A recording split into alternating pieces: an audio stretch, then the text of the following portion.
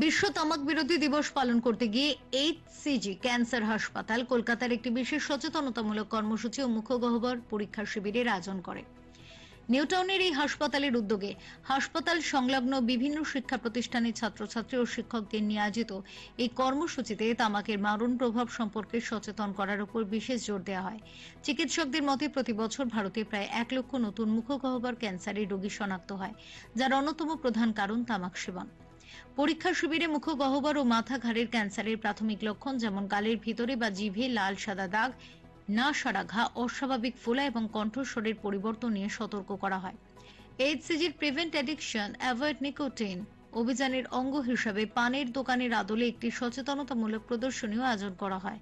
অনুষ্ঠানে উপস্থিত বিশেষজ্ঞরা তরুণ প্রজন্মকে স্বাস্থ্য সচেতনতার দূত হিসাবে গড়ে তোলার আহ্বান জানান। Bureau report, channel 10।